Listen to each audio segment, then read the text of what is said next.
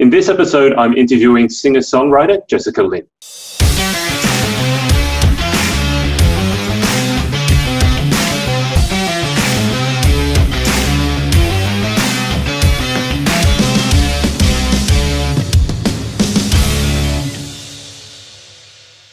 Hey everyone, it is Adrian from Woman and Beyond with you again, and I'm here with singer-songwriter Jessica Lynn. Jessica, welcome to the show. Hi, thank you so much for having me. It's a pleasure. Now, Jessica, you just got back, I know, from grocery shopping, but more glamorously than that, from a giant European tour.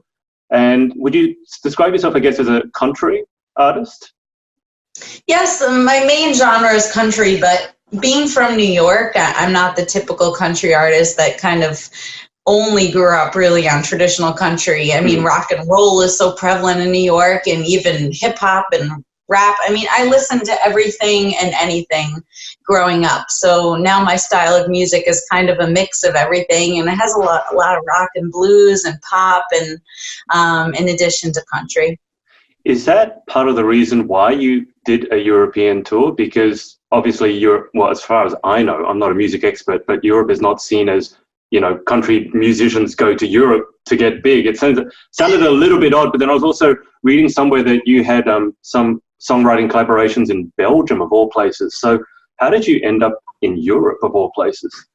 So it's kind of a funny story, and I'm a big believer that everything that happens in life is meant to happen, and you always wind up where you're supposed to be. And last year, I got a cold email that I thought was a scam.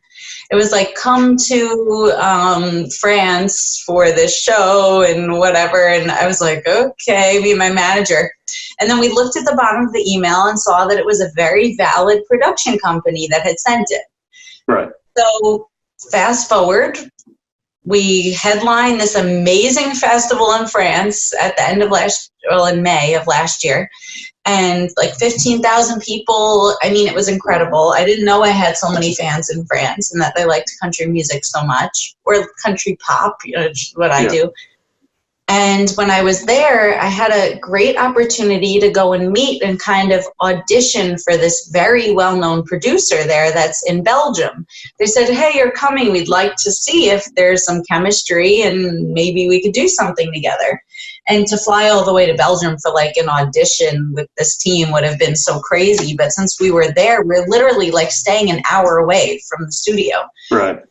So I went, and we had great personal and musical chemistry, the team and I. And then out of that, I wound up going back to record my EP. And also out of that one festival in France came 2 months of European dates. All different bookers and buyers and fans were there and stuff. So all of a sudden I went from thinking this email was the scam to now being all over Europe and this big tour. So it was just so funny how everything happened. I feel your life might have turned out quite differently if that email found its way into your spam folder. Yes, and I was just thinking that the other day. It's so funny that you said that, that your life would turn out differently. I said to my husband, I said, geez, like, when we got home, I said, doesn't that feel like a dream? Like that we just toured Europe for 2 months. We opened for one of my favorite bands, ZZ Top, which was like a dream come true. And it was just so funny, like, to think about where we wound up. I said 2 years ago, like, did you ever think we'd be touring Europe? Like, it's really crazy to think about. Was that your first time in Europe? It was. So as the American, how did you feel going through all those different countries, being on the road all the time, and every country has its own culture, almost its own language, its own fans? How was that? It was definitely a struggle at times with the language barrier, for sure. That was the hardest part for me. And also just getting used to the culture in certain places. Like, for example, in France, there is nothing open to eat or to do between noon and 2. Why? So that's just what they do with their food schedule. They believe that people they value family time. They don't think people should be working all the time, which is really great. But everything just shuts down. So like if you're hungry, like you're out of luck until 2 o'clock. There were a bunch of times when we first arrived that we drove around for a good 2 hours trying to find food, and we were starving. You know, it's not like you can go back to your house and cook something up like you're in a hotel. This is France we're talking about, right? I know that some places have siestas, but I didn't know France did it. Yep. And then it's also very difficult to eat after like 9. So sometimes that was really difficult with playing. You're playing late at night and you're busy all day at festivals, and then you got to find something to eat. We ate a lot of like hotel lobby microwave food and stuff. But other than that, I mean, it was such a great experience. Of course, there was a learning curve with a lot of stuff, like just driving, trying to get road signs. On the other side of the road, yep. I mean, there was so much stuff that you just would never think that you needed to think about until you're actually there. But the people were amazing. I've never felt so welcome. They love music there. They appreciate music and musicianship. The food is amazing. It's beautiful in Europe. I love the sense of family. I'm Italian, so Italian families are very all about food and family time. And I found that in Europe that, you know, you sit down for a dinner and it's not here like in New York where within 10 minutes you got your menu, they want to take your order, and then there's people waiting for tables, you better get out of here. We sat in France and Germany, I mean, for lunches and dinners that lasted like 4 hours. Nice. And at first, it's definitely hard to get used to that because it's like, we gotta go. Like, and you're antsy. You're not used to it. You're used to being quick. And then you kind of learn to like it in a way, like, wow, I'm actually having great conversations with people that I care about, and I'm not rushing to go send that email. You know, it really was a beautiful thing to learn. And I found that when we got home, we spent a lot more time together and sitting at the table and appreciating each other's company. And that was a very valuable lesson that I learned being there, that there are more important things than always being busy and on the go. Well, I think anyone from New York going anywhere in the world is going to have to learn that lesson, because I don't know there's anywhere in the world that's quite as manic as New York. But I mean, given that your European tour was such a huge success, moving forwards with your career, does Europe now play more into it? I know I was reading somewhere that you're looking for a record deal. So what's the business plan for you moving forwards? Because I think you also mentioned that you've reached the limit of what you can do by yourself, because you're doing so much and sort of having to respond to everything yourself. So does Europe play into it, or are you going to focus more on the States now? Like, what's the next step? Well, we actually already have a bunch of tour dates coming in for Europe for next summer. We were just working on them before, actually. So that is going to play a very big part of our upcoming year.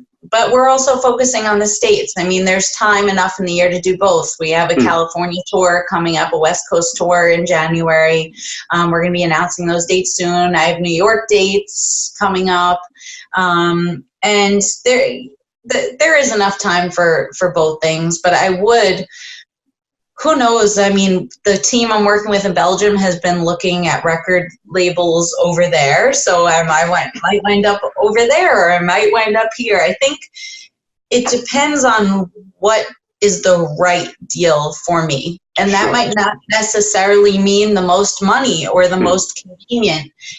I need somebody and a label that understands me and what I do, because I'm not the typical country artist, and I don't want to be. I like that I'm unique. I've always been unique being from New York. And I have a very different sound than a lot of what's on country radio right now, and I'd like to stay true to that. And it's going to be interesting for me to see where I wind up this year. And as for, I have said that quite a bit, that I feel like, oh man, we've done so much independently. We really need some help now. You know, it's It's overwhelming. I mean, booking an entire 2-month-long European tour, I mean, transport for 9 people, hotels, logistics, advancing shows. I mean, it's a massive undertaking. It sounds like you're getting a headache just now talking about it. And on top of that, I'm rehearsing the band. I'm writing the music. I have to stay in good physical shape. I have to work on my voice and my own playing. I mean, it's hard being the artist and the person behind the scenes at the same time. With that being said, though, every year I do say, oh, how am I going to top this year? Like, what am I going to do? And then something always winds up coming up. And like I said, I believe that you always wind up where you're supposed to be and doing what you're supposed to be doing. So I guess that I'll stay true to that for this year and see what comes my way. Sure. I mean, your team is pretty much a family affair, isn't it? You seem like a very tight-knit, you do everything together. I was watching the music video for Crazy Idea, and it looked like you guys had a lot of fun. On that note, why was there a mankini? Well, it's like that. I just saw that, and I'm like, hang on, did that happen? So I went back and I paused it. So what was the story behind that? I've never seen a music video with a guy running around in a mankini. So the guy in the mankini is one of my best friends, Matt. And Matt, I've been friends with for a long time. He actually, when I was a teenager, maybe I was 18 or 19, I was contracted to do a reality show that never wound up hitting the air about my family and how this is this unique situation with this family band and everything. And we were auditioning drummers on that show. And I don't think I've ever told this story before, actually. And this guy comes walking in to the audition with this sequin crazy shirt on, bleach blonde hair. He looked like a Q-tip. Like the entire thing was like almost white. Singing bizarrely, like he was the weirdest person I ever met. And he leaves and the producer's like, that's your guy.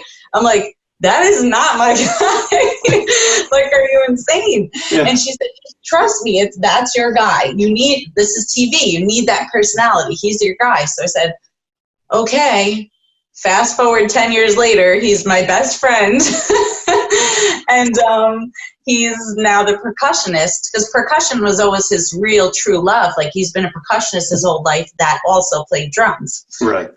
So when I transitioned into being the country artist, Jessica Lynn, he came with me and we moved him to percussion, and he is just insane. Like, he will, anything that I say, Matt, I would assume so. Anything I say, Matt, this would be so funny. Can you do that? I'd be like, okay, I'll do it. So he actually was where he's running in that music video is up and down a hotel in the Netherlands. Like, he's running down the hallway in that outfit, and he knocked on my door, and I opened the door to him standing there in this. And he bought it in Amsterdam, which really tops everything off. Okay, that's yeah. Well, as you said, you always end up where you're supposed to end up, and God puts characters in our life for a reason, I guess. But I just saw that, I was like, did I just see what I saw? I mean, bearing in mind it's early morning here, I was doing my research. I'm like, I don't think I've ever seen a mankini in my research before. I'm so glad I got the story about that. But what I was going to say was, I mean, your team seems like a fairly, it's obviously a family affair. So bringing a label into it, I would assume that's going to be important for you as well, that they blend in very well with the team that you already have. It is. That's very, very important to me. It's a family operation. It's my husband, me, my dad, and my mom, and my parents also play in my band, and so does my husband. So we run everything behind the scenes together, and then we also play together. And not only are they family, but the rest of the guys in the band are truly family. Yeah. They have everybody but the drummer, who's pretty new, but we knew from the minute that he auditioned that he was going to fit in with us personally, because it's so much more than about the talent. I mean, we've had people that are incredible players audition before, and you're like, I can't spend 2 months in a room with this person. It's the personality is very important. And these guys have been with me since 2012 when I filmed my first special. They were all in the original band. Right. And that says a lot about our relationship. And we've really, blood, sweat, and tears together. And we are truly a family. I mean, people laugh because usually bands, you can't get 4 guys to get along. But I mean, there's 8 of us. And every night on tour, every day we have breakfast together, lunch together, dinner together, and we play games at night. I mean, we have the best time. And I could not imagine doing this with anybody else. They really mean a lot to me. They truly are family. That's amazing that you've had a lot of them stay with you for over 5 years. I would guess that's pretty unusual in the professional music space. Jessica, can you take us back to how this all started for you? I mean, okay, so you just got back from a whirlwind European tour. I know you have musical parents, both of them. So how did your journey start for you? So I started singing and playing when I was a very, very little kid. People always ask kind of, what's the moment in your life that you wanted to be a singer? And I can never answer that because there was never a moment in my life. It was just my entire life ever since I can remember. And my parents have videos of me 2-3 years old singing, being that my parents were musicians. We always had microphones around the house or instruments. I mean, singing into microphones and playing on my little toy piano, making up songs. And they have cassette tapes of me when I was 5-6 years old writing my own music. Wow. But if I did have to answer about a particular moment that really sticks out to me, when I was in 2nd grade, I got cast as Dorothy in The Wizard of Oz in my school play. And it's very interesting because there are certain moments in my life, and this actually was in my vows to my husband. We got married last year. There are certain moments in my life that I remember as if they were yesterday. And with such extreme clarity that I could still smell the smells in the room and almost like I'm standing there. That's how clear these memories are. And I remember meeting my husband like that. And that's what I spoke about in our vows. But I also mentioned this because it was such an important moment in my life. I remember at the end of the play, I sung Somewhere Over the Rainbow to end the whole play. And I remember getting a standing ovation and just standing up there in front of all of those people in the auditorium and feeling this feeling like, yes, this is what I'm meant to do. Like, this is why I'm here, to sing and to perform. And ever since then, I never took any singing lessons or anything like that. I just always naturally had a voice and a knack for picking up instruments. I did take classical piano when I was a kid, but after about 2 or 3 years, my parents stopped sending me because I just kept wanting the teacher to listen to all the songs I was writing, and I wasn't learning anything. My parents like, we're paying all this money and you're making this lady sit there and listen to you. And then after that, I learned the guitar. My dad taught me my first few chords, and then I just kind of took it from there. And drums, I taught myself after that, and bass. And I just started writing all this music when I was a young teen, and trying to record myself. And then I formed my first band when I was 13 years old, when I got into high school. And that actually is a funny story too, because I walked into my chorus class on one of the first weeks of school, and there was a sign on the bulletin board that said Battle of the Bands. And I said, wow, that maybe this could be my chance, like, to start a band. So I went in my chorus class, and I knew some kids that played guitar, and I knew he knew someone that played bass. And I said, hey, you want to start a band with me? And again, I remember that day too, like it was yesterday. And looking back, those days that I truly remember with that clarity have been such monumental moments in my life. And we did the Battle of the Bands, and it was more like a showcase rather than a Battle of the Bands. Like, there wasn't a winner at the end, but that theater where that was actually where I wound up filming one of my PBS television specials. Wow. all these years later. And I almost cried walking out. There's a moment in one of the songs that if you know what to listen for, you can hear it, that I get choked up on one of the first lines of the first song, because I looked out and saw, I remembered being there at 13 and seeing 10 of my friends sitting there watching me in this empty theater, and then being there in front of 850 people filming a nationwide television special. Like, wow. That was a moment for me where I was like, dreams do come true, and hard work, you can do anything. So that was really my journey. When I was a kid, my parents would take me on school nights to Manhattan, playing all these adult clubs that I wasn't even allowed to get into. None of my friends could ever come see my band play. Yeah. We were doing all these different battle of the bands thing. I mean, I literally played anywhere and everywhere that I could, and I started writing original music for the band, and it was a rock and roll band. We covered like No Doubt and that vein of music. And I was a big Gwen Stefani fan, and I just grew from there. Being that it was all kids in that high school band, there were a lot of challenges because it was never a band. It was me writing all of the music, and I would go to rehearsal and say, okay, this is your guitar part, this is your drum part, this is your bass part, you're going to sing this, I'm going to whatever, and my parents managing everything. So it's just the face of a band.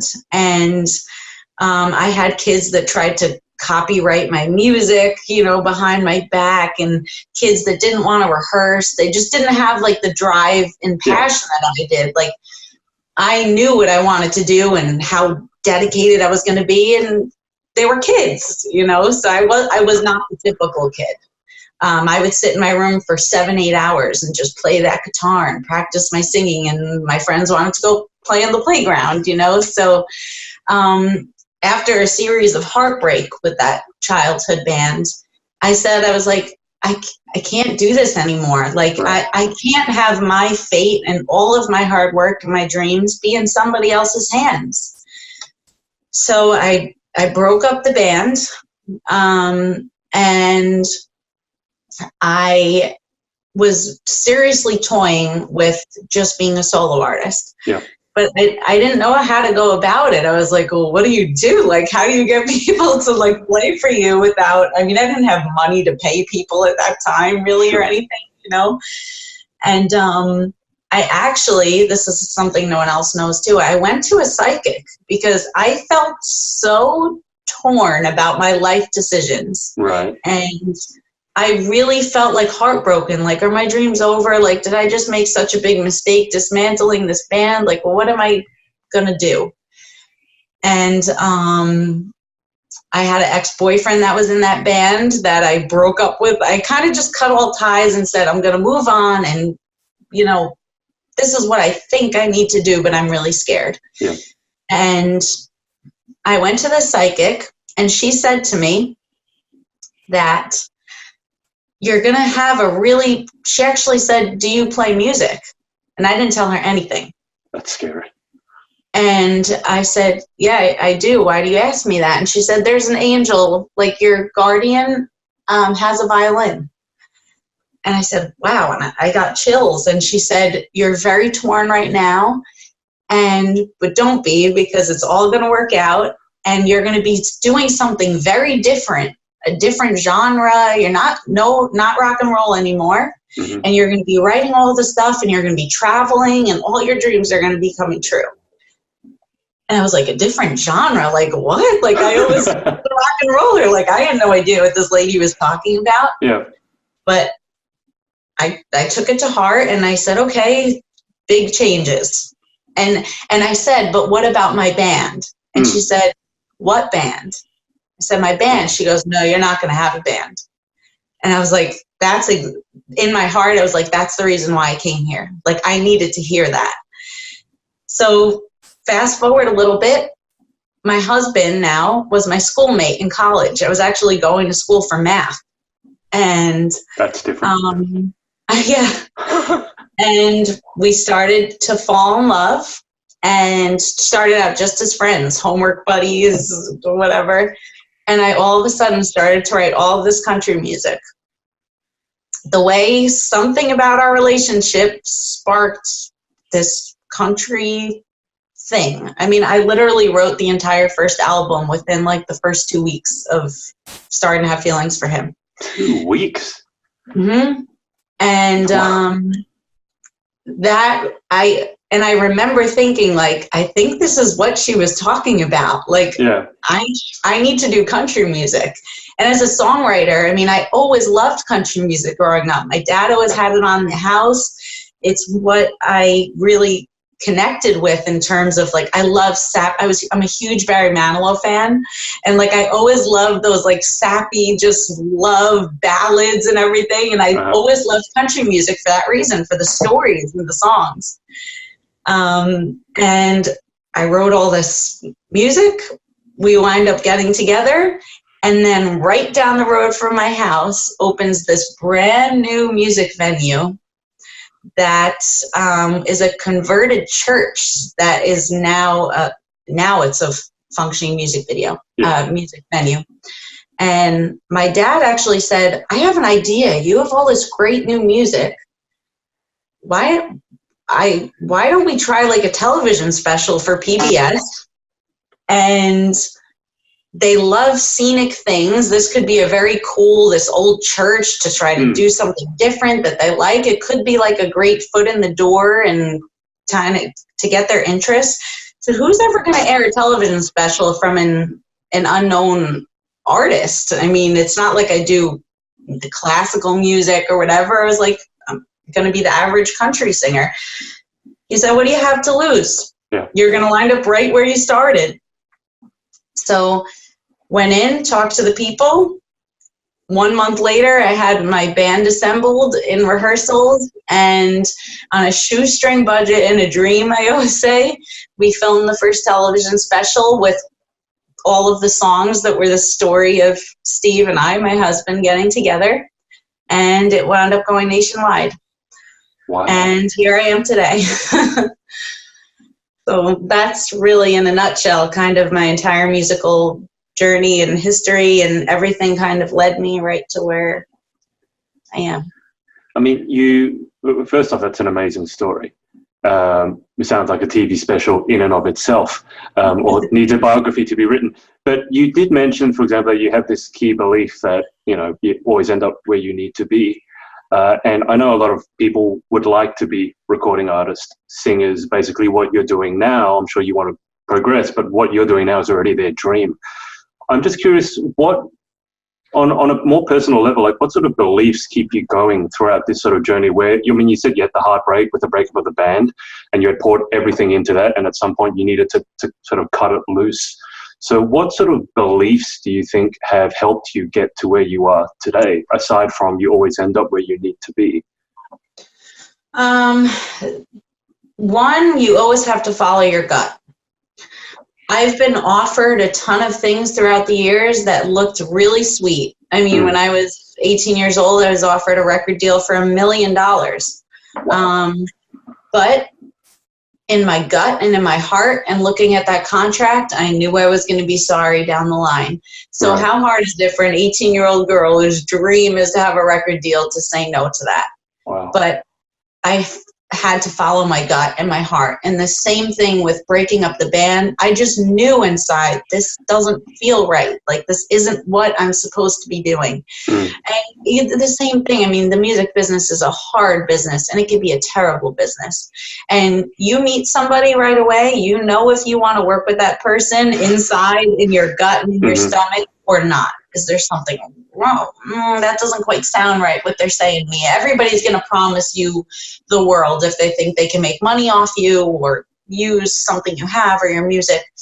And I always follow that.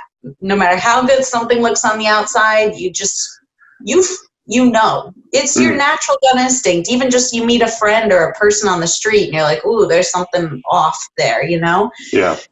Same thing. That's a big belief of mine. Another big belief is that nothing will ever be easy, and you have to work hard for anything that you want in life. It's not just the music business. It's anything. If you want to be a teacher, anything, nothing is going to come easy. And you have to find the strength within yourself to be able to pick yourself up on those bad days, because especially in this business, you're going to have a million bad days before you get one good one. And that's what separates the pack. Right. You have to be able to believe in yourself enough to say, I know it's really bad right now, but I can get through this and I have what it takes. And the minute that you stop believing that is when you're not successful, because something always turns around and another door always opens and one shuts. But that is the hardest thing. I mean, even the hardest lesson for me to learn just as a person.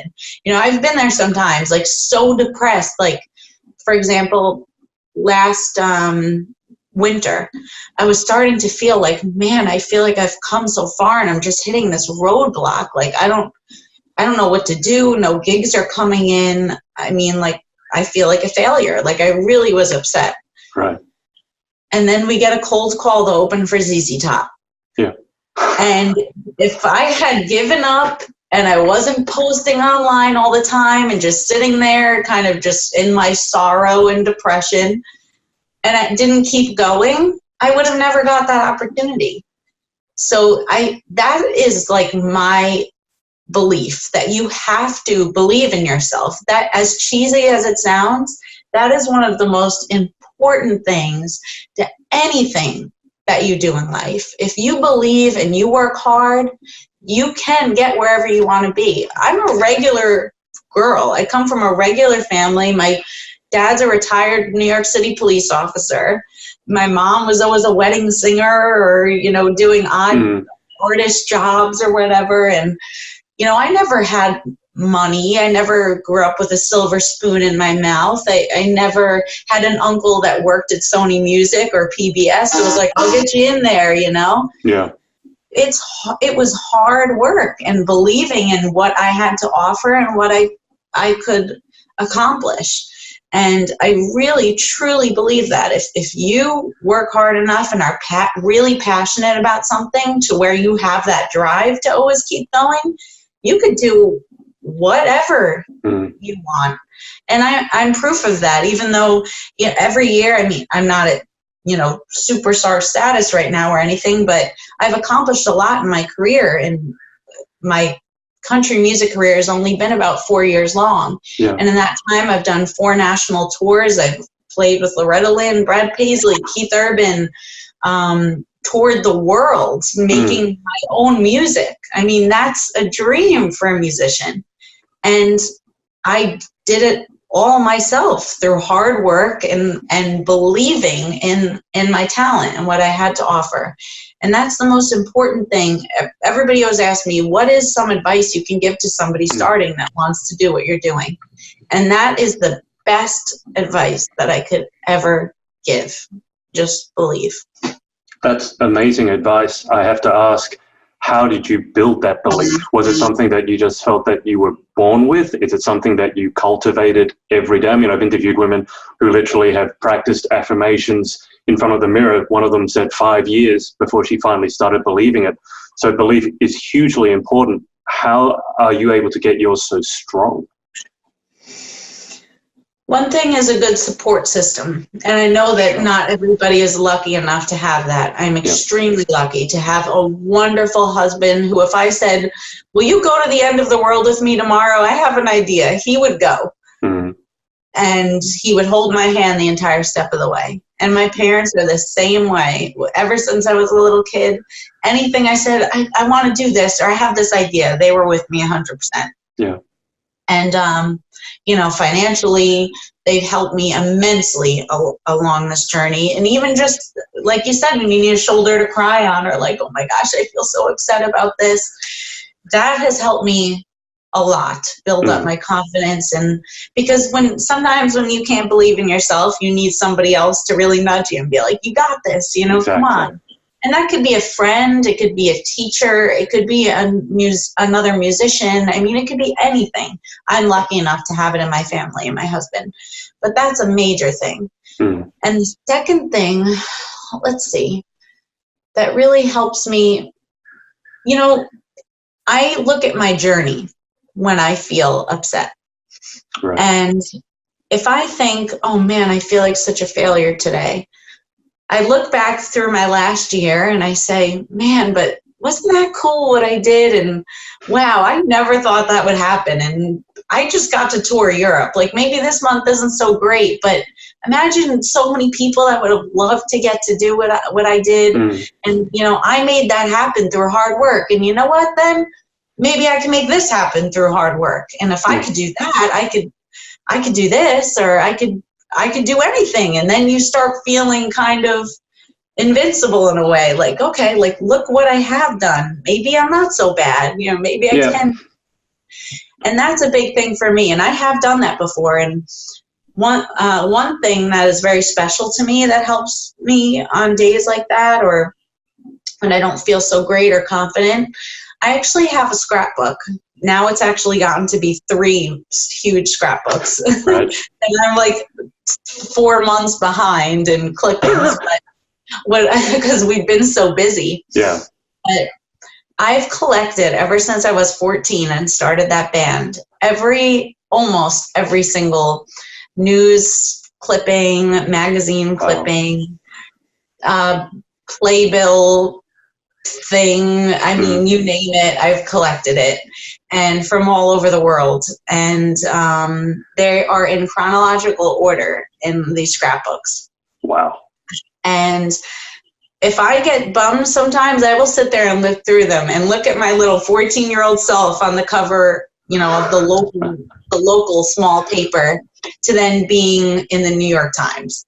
Yeah. And like, that to me really pushes me and shows me, like, physically, look where you started and look where you are now. And you can keep going further. I bet when you were 14, like, I look at my little 14-year-old face, like, I wish I could tell you what you were about to experience, you know? And you could think that way about now. Like, I think sometimes, like, what is my 30-year-old self what would they tell me right now? Like, oh, just hold on. Like, look what's around the corner. Yeah. And I think that's really important. Everything is a journey, and you have to start somewhere, and you can't get bummed about the ride that you take along the way.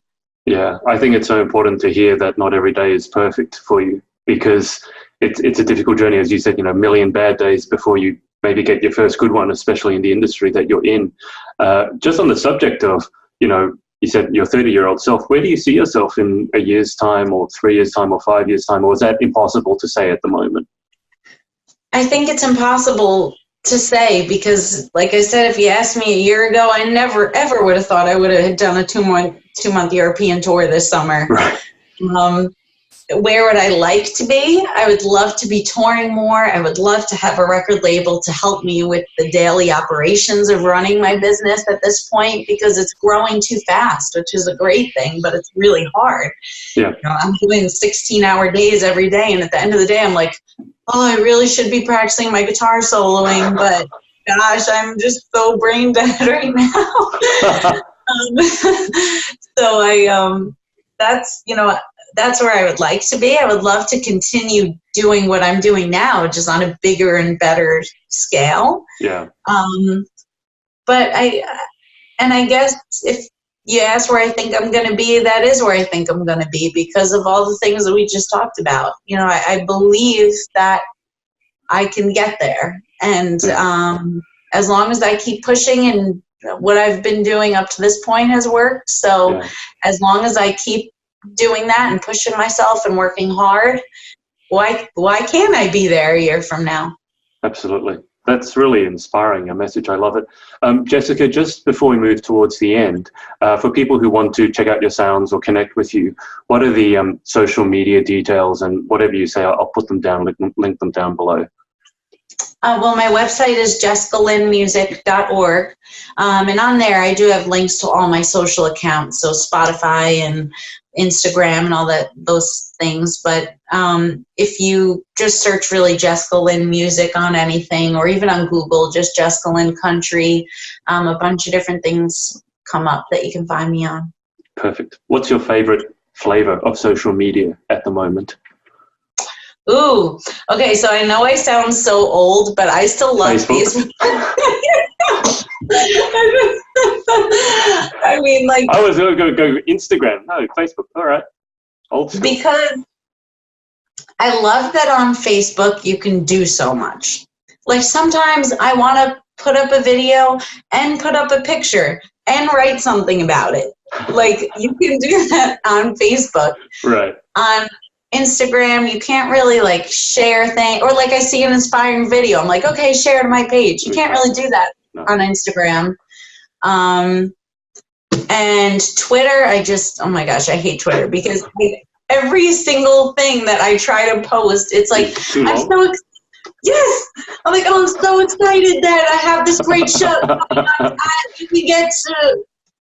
and then I sit there for like a half hour trying to take out like every space. I know that struggle so well. It's like I'm one character over, but I need every character. I know. It's the worst. But I know it's a great business tool, so I force myself to use it. But I've spent way too many hours like replacing every 2 with the number 2 and taking out all my cute emojis. Now we know why you need help. You need someone to help you deal with your Twitter account by the sound of it. All right, good to know. So Facebook's a way to go. Instagram's okay, and Twitter is just a waste of time. Let's move toward the end. I finish all my interviews with the same 10 questions. So here we go. Number 1, what is your favorite word? Ooh, oh my gosh, no one's ever asked me that before. I can easily tell you my least favorite. That's the second question. Got to answer the favorite question. The favorite word first. Favorite is dream. Okay.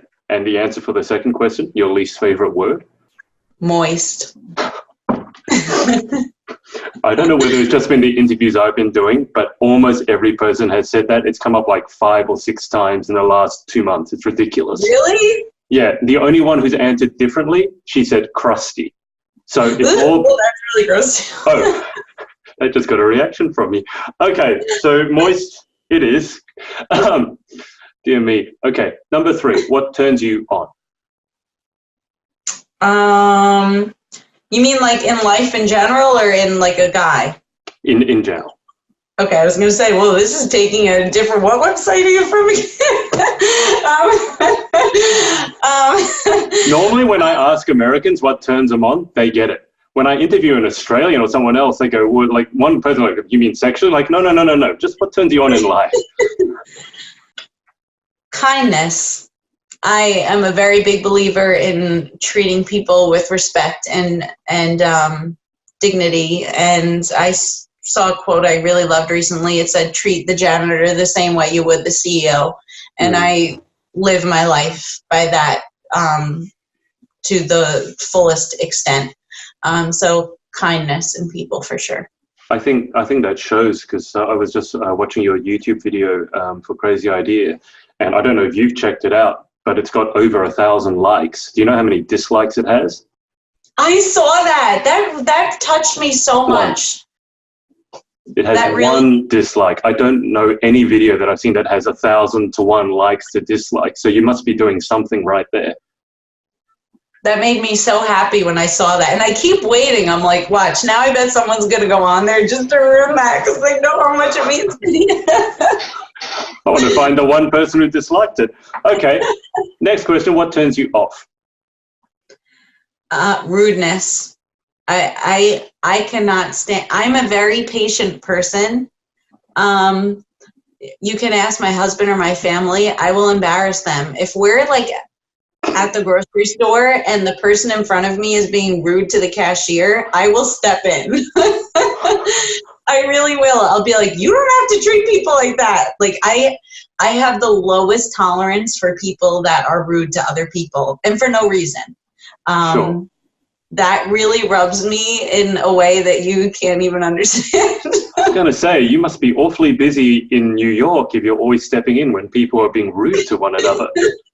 You can ask my husband that. I've embarrassed him so many times by saying things to total strangers. But, you shouldn't. And people that are bullies or mean to other people, I feel like if you get embarrassed one time and like, ooh, maybe I shouldn't have said that, maybe they'll think twice about doing it next time. Well, thank you for your public service. I agree that will happen. But I now know. So where your time sinks, Twitter is a giant time sink, and dealing with all the rude people, that will be a huge time sink. Okay. Fifth question. What sound or noise do you love? What do I love? Does music count? Of course. Any particular type of music or just music in general? Music in general. Music just makes my soul happy. Like you hear... it just puts me at peace, no matter if I'm driving, if I'm working, if I'm even going to bed sometimes, I'll just put like nice classical music on. There's just something about music that fills a void in your life like nothing else can. Perfect. What sound or noise do you hate? Oh, so easy. Chewing.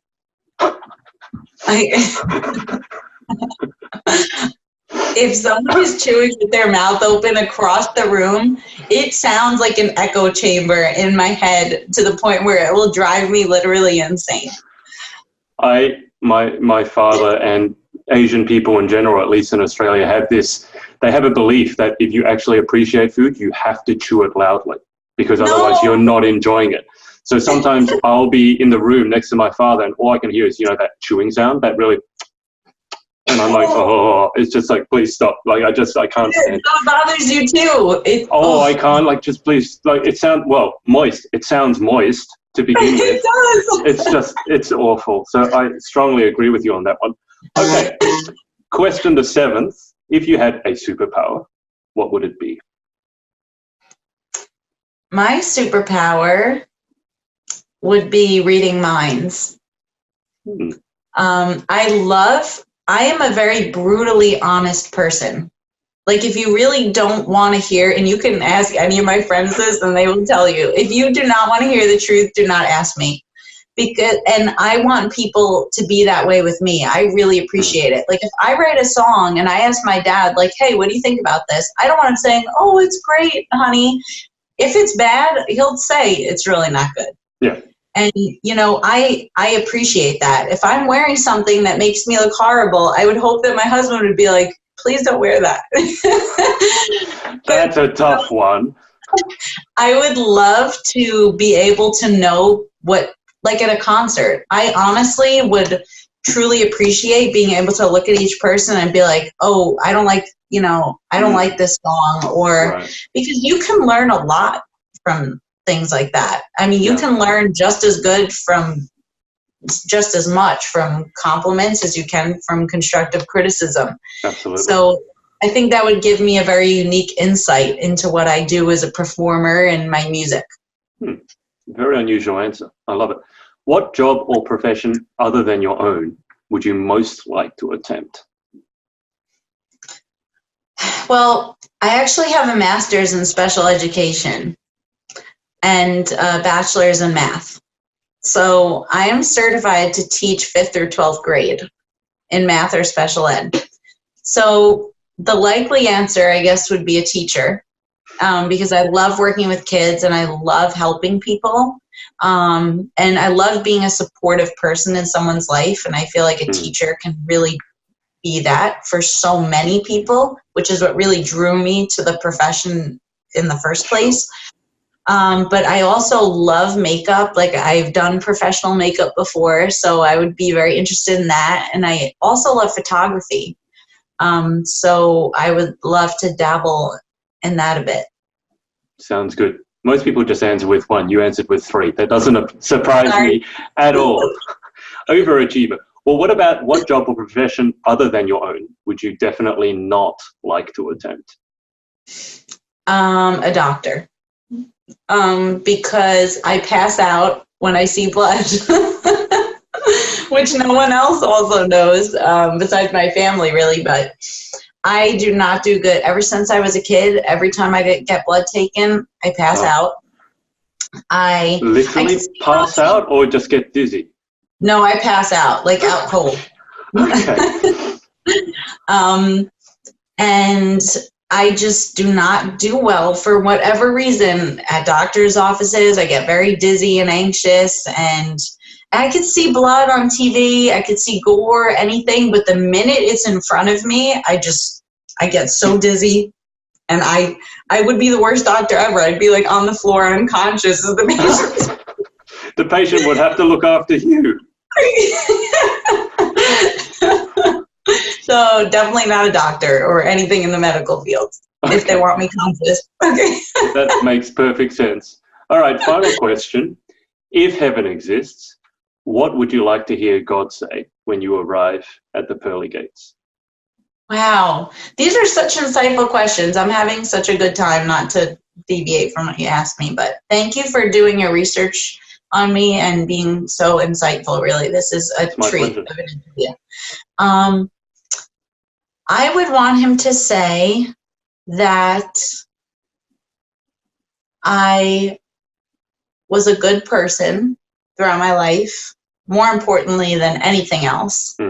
And that I did my best in everything that I ever tried to do. And to me, that is success. You know, if I never make it musically where I want to be, if I know that I tried my hardest and that I put every ounce of myself into what I tried to accomplish and do, then you can't have any regrets. And that's the one thing I feel like when you die that you hope to have is no regrets.